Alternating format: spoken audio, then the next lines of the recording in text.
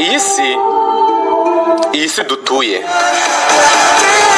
turimo barazizi bazi ubuzima tubayemo kuganira imyaka 3 badashobora gukemura ikibazo ngo kirangire baragira ngo dukore iki ko twabihanganiye tukabubaha nk'abayobozi bakadusenyera tukagenda none bakaba bari kutwica urubozo kuko ngiye mbabwiza ukuri turakabako ngashyize mu kirere ntabwo nzatura mu cyumba kimwe nari mfite inzu y'ibyumba 6 bazakora icyo bashaka ariko bakira iyo ugenzuye ahose namwe nk'abanyamakuru mwabibonye ko amazi na n'ubu ngubu dufite saa 8 murabona amazi nta mburimo kugwa kandi amazi murabona ko arimo kuza arimo no guca munsi y'inzu ibintu biba biragaragarira amaso nk'ubu hari nk'inzu mu mazu zamutseho hariya hose banabyihoreye ntabwo ushobora kumara icyumweru hatarimo amazu yigushije ubwayo inzu yanjye yari iri hano aha duhagaze rwose hano niho nari ntuye hano ndetse yanjye yaragize n'ikibazo gikomeye ko yaraguye n'igice cy'inyuma nka nyir'ubwite wari uzi ikibazo kindiho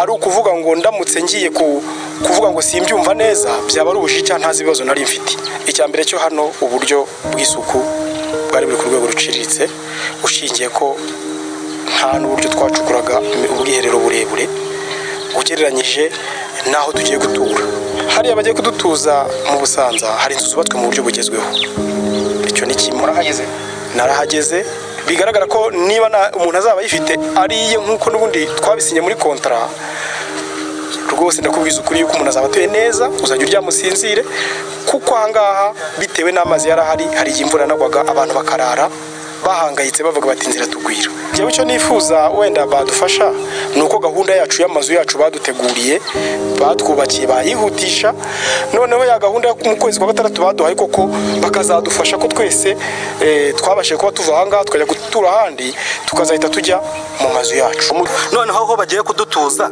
na akajagari k'umuryango umugore n'umugabo n'abana bakararana urumva ko kajagari ahubwo tuzakita ngo iki abo ni abaturage bagera kuri 4 bose bakomoka ahitwa Banyahe turaza kuhavuga uraza guhumva mu mvugo zabo babiri bashima leta y'u Rwanda kubera yuko yagerageje kubashakira umuti ukwiye wo kubimura mu manegeka abandi babiri barimo rwose kubyamaganira kure bavuga yuko ingurane bahawe batazishimiye habe namba nabyo turaza kugira icyo tubivugaho reka tumanze tubabwire iki kintu iyo umuntu avuze Nyarutarama abenshi bahita batekereza amazu meza ahubatse ndetse n'imiturirwa ihari yewe no kuba hatuwe n'abantu bifite biragaragara ku ruhande rumwe nibyo gusa kandi hari indi shusho ya Nyarutarama aho ngaho ni muri Kangondo ya mbere Kangondo ya kabiri ndetse na Kibiraro ya mbere byose ni mu kagari ka Nyarutarama ni mu mujyi wa Kigali aho ngaho ho harangwa n'amazu agaragara yuko aciriritse yewe ari mu kajagari amazu bigaragara yuko ashaje yewe acucitse muri make byitwa slums mu ndimi z'amahanga cyangwa se z'icyongereza aya mazu rero acucitse cyangwa se izi midugudu 3 namaze kukubwira hejuru niyo yakuruye izo mpaka twabanje kumva mbere yuko dutangira iki kiganiro mu baturage kubera yuko umudugudu wa Kibiraro ya mbere Kangondo ya mbere ndetse na Kangondo ya kabiri byose biri mu kagari ka Nyarutarama umujyi wa Kigali washatse kwimura abaturage bahari kugira ngo bahabwe ingurane y'amazu bashyirwe ahandi hantu impamvu yabiteye nimwe nuko bagaragajwe yuko aho batuye ari ahantu hakunze kwibasirwa n'ibiza bakaba batuye mu kajagari yewe n'amazu yaho ahubatse atajyanye n'igishushanyo mbonera cy'umujyi wa Kigali uko kubimura ndetse no kubaha ingurane kubabarira bamwe muri bo barishimye abandi baranuma abandi babaryamaganira kure ikibazo ni mbese n'abaturage babi badashaka kwimuka ikindi ni ubuyobozi bubi ese ni ingurane idakwiye nitwa Shalomon yo muvunyi nguhaye ikaze muri iki kiganiro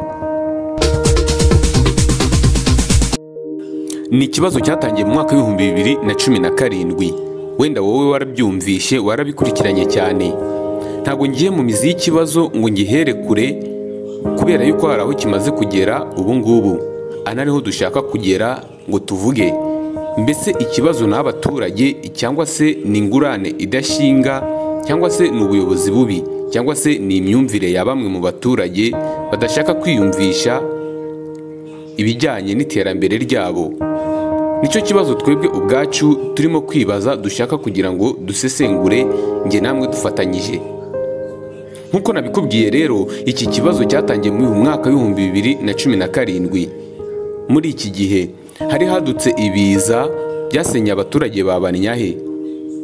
Noneho mu gusengerwa n'ibi biza, ubuyobozi bw'umujyi wa Kigali bufasha abaturage bari bamaze gusenyerwa kubona aho baba bikinze, bahabwa yewe n'amafaranga y'ubukode.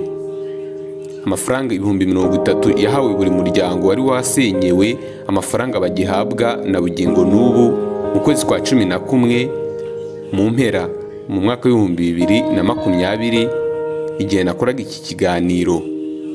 Nyuma rero Minisiteri y'Ubutegetsi bw'Igihugu yatoranije ahantu heza hakwiye abaturage bakwimurirwa. Amazu bagombaga kwimurirwamo arubakwa, yubakwa mu Busanza ajyanye n'igishushanyo mbonera cy'umujyi wa Kigali. Ubwo aya mazu rero yari amaze kuzura, abaturage batangiye kujya bayasura. Nyuma niho ikibazo cyabaye nkaho kizamutse. Bamwe mu baturage bifuzaga yuko babaha amafaranga yabo, nyuma bakajya gushaka indi mibereho ahandi. Abandi bakishimira yuko batura muri ayo mazu. Uko gutandukana kw'ibyifuzo by'abaturage bari batuye muri aka gace nibyo byahise bikurura impaka ndende na bugingo n'ubu. Mbese ubundi aya mazu yubatswe ate? Izi nzu ziri mu byiciro bitatu, harimo izifite ibyumba 3 ubwogero n'ururiro, izifite ibyumba 2 ubwogero n'ururiro, ndetse n'izifite icyumba kimwe ubwogero n'ururiro, bikaba bijyana n'agaciro k'imitungo babariwe mbere yuko batangira kubakira. Nk'uko tumaze kubyumva, bitewe n'ingano y'imitungo umuntu yari afite, azagenda ahabwa inzu ziri mu byiciro 3: iy'icyumba kimwe n'uruganiriro, iy'ibyumba 2 n'uruganiriro, cyangwa se 3 n'uruganiriro nk'ingurane y'aho yari atuye. Igice kinini rero ni igice kizahabwa icyumba kimwe n'uruganiriro. Ni mu biganiro byahuje Minisitiri w'Ubutegetsi bw'Igihugu Profeseri Shyaka Anastase, umuyobozi w'umujyi wa Kigali, ndetse n'abaturage bahagarariye abatuye muri iki gice cy'akajagari bateganya kwimurwa mu Busanza kuva mu cyumweru gitaha. Ni muri ibi biganiro aba baturage bavuze yuko aho bagiye kwimurirwa hatajyanye n'ibyifuzo bya bamwe mu bagomba kwimurwa ku mpamvu z'imiterere y'imiryango yabo. Umwe mu baturage yavuze ko inzu y'icyumba itari ikwiye umuntu ufite umuryango, byongeye wabyaye, ufite abana b'ibitsina byombi, bagasanga ko iyi gahunda yasubirwamo. Ati hano twese turi bakuru, twarabyaye, yewe nkanjye mfite umukobwa w'imyaka 18, yewe mfite n'umuhungu w'imyaka 16. Mwese mwarabyaye, muzi uburyohe bw'ibibera mu buriri. Yarakomeje agira ati iyo umugore atabyubahirije arasenya. Ndibaza nti ni gute umugore n'umugabo bazubaka urugo abana bateze amatwi cyangwa babareba? Uyu mubyeyi wavuze ibi ngibi yavuze ko muri iyi minsi hari abagabo bafata abana babo ku ngufu, bityo kuba baba mu nzu y'icyumba kimwe n'uruganiriro bishobora gutiza umurindi iryo hohoterwa rikorerwa abana b'abakobwa. Agikomeje, ikindi kibabaje muri iyi minsi harimo kuvugwa ababyeyi bafata abana babo ku ngufu, abagabo bafata abana b'abandi ku ngufu, ababasambanya, yewe n'abasambanya bashiki babo. N'ubu mwumvisha umugabo w'imyaka 40 wasambanyije umubyeyi we, kandi benshi tubana n'ababyeyi bacu. Ese ntimwaba mugiye guha polisi akazi katari ngombwa? Yavuze ko bafite impungenge ku hazaza h'abana babo, asaba ko hakurikizwa itegeko bagahabwa ingurane zikwiye mu mafaranga, bakimukira aho bashaka. Nubwo hari imiryango 48 yamaze kwemera kwimurirwa muri izi nzu nshyashya, ku rundi ruhande hari bamwe mu baturage kandi batsembeye Minisitiri Profeseri Shyaka bavuga ko batazemera kwimukira muri aya mazu bubakiwe mu Busanza. Umwe mu baturage rero yaravuze ati ushaka inzu bayimuhe kuko ayishimiye, ariko ushaka ingurane nawe bayimuhe kuko ayishimiye, kuko twese turi abanyarwanda. Mugenzi we nawe yaragize ati ese minisitire nkwibarize, abatazemera kwimuka bizagenda bite? Uzabigenza gute ko hari abanyarwanda benshi baba bifitiye mu mufuka bazamura etaje aho ngaho, uzabigenza ute? Minisitiri Profeseri Shyaka yavuze ko ibi byose ari ingaruka zo kubaka mu kajagari, kuko kubaka mu bishanga bitemewe nk'uko n'amategeko abiteganya, ariko abaturage barabikoze none bari mu basaba ingurane. Ibi biganiro byamaze igihe kirekire ku masaha 3 yose, byarangiye nta mwanzuro ufashwe, ndetse Minisitiri Shyaka avuga ko bazongera kugaruka bakaganira kugeza igihe bagereye ku mwanzuro mwiza. Sinzi nawe rero niba wakurikiranye iki kiganiro ngo wumve aho iki kibazo cy'aba baturage gihagaze.